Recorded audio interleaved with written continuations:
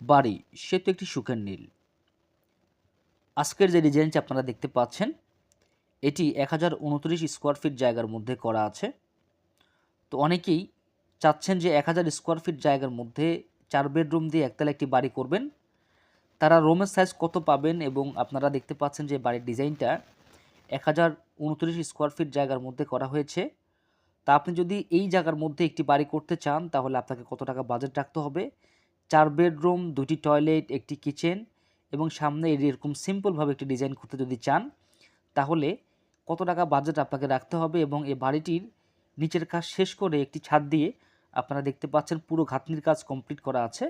তো এতটুকু করতে গেলে আপনার কত টাকা লাগতে পারে আমরা বিস্তারিত একটি ধারণা দেওয়ার চেষ্টা করব এবং এই বাড়িটির ভিত কীভাবে কী রাখা হয়েছে, কোনটা সাইজ কত রাখা হয়েছে তা নিয়ে আমরা বিস্তারিত আলোচনা করব। অবশ্যই ধৈর্য সহকারে আজকের ভিডিওটি মনোযোগ দিয়ে দেখবেন, দেখে সুন্দরভাবে জিনিসটা বুঝে নেবেন যে 1029 স্কোয়ার ফিট জায়গার মধ্যে বাড়ি করলে আপনি কি কি পাবেন এবং কয় কলমের মধ্যে করতে হবে। যতটুকু আপনাদের জানলে উপকার আসবে ইনশাআল্লাহ চেষ্টা করব সেই বিষয়গুলো তুলে ধরার জন্য। অবশ্যই ধৈর্য সহকারে আজকের এই ভিডিওটি দেখবেন। তো দেখতে পাচ্ছেন বন্ধুরা, এটা হচ্ছে বাইরের পোর্শনটা। বাইরের পোর্শনটা দেখতে এরকম রাখবে এবং সামনের পোর্শনটা দেখতে পাচ্ছেন সামনে দুটি ব্যালকনি আছে এবং একটি ফোর্সের ডিজাইন আছে। তো পোস্টটা দেওয়া আছে আপনার 8 ফিট বাই 8 ফিটের মাঝে এবং সামনে দুটি ব্যালকনি আছে। রুফ সিস্টেম রাউন্ড শেপের ব্যালকনি। আপনারা চাইলে এই ব্যালকনিটা ইউজ করতে পারেন অথবা চাইলে আপনারা বক্স সিস্টেম করতে পারেন এবং বিভিন্ন ডিজাইন আছে, চাইলে আপনারা সেগুলো ইউজ করতে পারেন।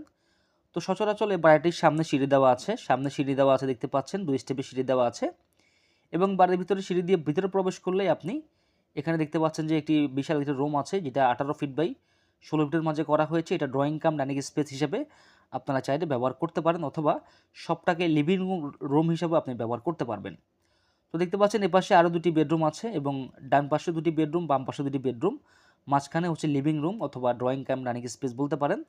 এবং আপনাকে যদি এই পাশটা দেখায়, এই পাশে একটি আউট প্রবেশ পথ আছে এবং এখানে দুটি বেডরুম আছে, একটি সামনে এবং একটি ডান সাইডে একটি বাম সাইডে। সামনে গলিটা দেখতে পাচ্ছেন, এই গলিটা দিয়ে আপনি চাইলে বাইরে প্রবেশ করতে পারবেন এবং কিচেনটা কিন্তু এই গলির মাঝখানে রাখা হয়েছে, সেটা আপনাদেরকে দেখানোর চেষ্টা করব। তো দেখেন আগে এই বাড়িটির একটা রুম কত বড়। এই রুমটা হচ্ছে আপনার 14 ফিট বা 13 ফিটের মাঝে। এটা মাস্টার বেডরুম হিসেবে ব্যবহার করা হবে।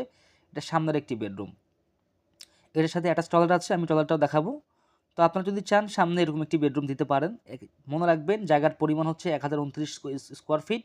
এই জায়গার মধ্যে আমরা কিভাবে সাজিয়েছি দেখেন।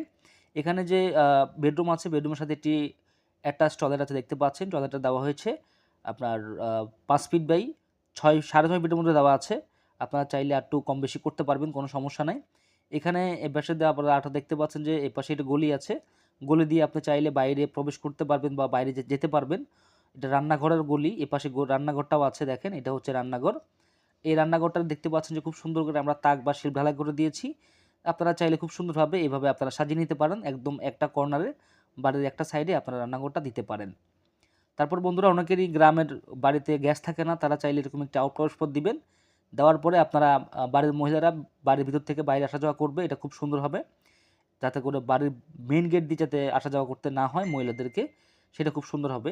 তারপরে দেখেন বন্ধুরা, এটা হচ্ছে আরও একটি বেডরুম। এই বেডরুমটা দেওয়া আছে আপনার 12 ফিট বাই 13 ফিট করে এবং জানালাগুলো সাইজ আছে 4 ফিট বাই 5 ফিট করে এবং আপনারা দেখতে পাচ্ছেন উপরে ছাদ ঢালাই করা হয়েছে 5 ইঞ্চি করে এবং নিচের ভিট ঢালাই করা হবে 3 ইঞ্চি করে, যেটি এখনও বালু দিয়ে ভরাট করা আছে। তো আপনারা যদি চান আপনারা এইভাবে আপনার বাড়িটির কাজটি আপনি মোটামুটি করে রাখতে পারেন। এরকম করে রাখলে আপনার 2 বছর 3 বছর পরেও আপনি চাইলে কাজটা আস্তে আস্তে সম্পূর্ণ করতে পারবেন। তো এখানে দেখতে পাচ্ছেন এখানে যে ড্রয়িং ডাইনিং স্পেসটা আছে বা আপনার লিভিং রুম যদি চান এই লিভিং রুম হিসেবে ব্যবহার করতে পারবেন এটাকে। এবং এর পাশে দেখেন আরেকটি কমন টয়লেট আছে এবং দুই পাশে দুটি বেডরুম আছে। এটা একদম সিম্পল একটি ডিজাইন। যাদের জায়গা কম 1029 স্কোয়ার ফিট জায়গার মধ্যে করতে চাচ্ছেন অথবা 1000 স্কোয়ার ফিট জায়গার মধ্যে আপনি চাইলে সেমভাবে এই ডিজাইনটা করতে পারেন। এই ডিজাইনটা একদম সিম্পলের মধ্যে অনেক সুন্দর একটি ডিজাইন এবং পুরো বাড়ি কমপ্লিট হয়ে গেলে আমরা আরও একটি ভিডিও দিব যাতে করে আপনাদের বুঝতে সুবিধা হয়। তো ভিউয়ার্স দেখেন এই রুমটার সাইজ আছে 12 ফিট বা 12 ফিট করে, এটার সাথে কোনো টয়লেট নাই এবং এখানে দেখতে পাচ্ছেন যে যে গাঁথনিগুলো করা আছে এগুলো সব দক্ষ মিস্ত্রি দিয়ে করা হয়েছে। আপনারা চেষ্টা করবেন দক্ষ প্রফেশনাল একজন ইঞ্জিনিয়ারের মাধ্যমে ড্রয়িং ডিজাইন করিয়ে দক্ষ মিস্ত্রি দিয়ে কাজগুলো করানোর জন্য। তাতে করে আপনার কাজের ফিনিশিং ভালো হবে এবং খরচ কম হবে, প্লাস হচ্ছে আপনার মালামালটা নষ্ট হবে না। জায়গা আছে অদক্ষ মিস্ত্রি কাজ করালে তারা মালামাল নষ্ট করে বেশি, সেই ক্ষেত্রে খরচটা বেশি আসে। তো সেটা অবশ্য মাথায় রাখবেন।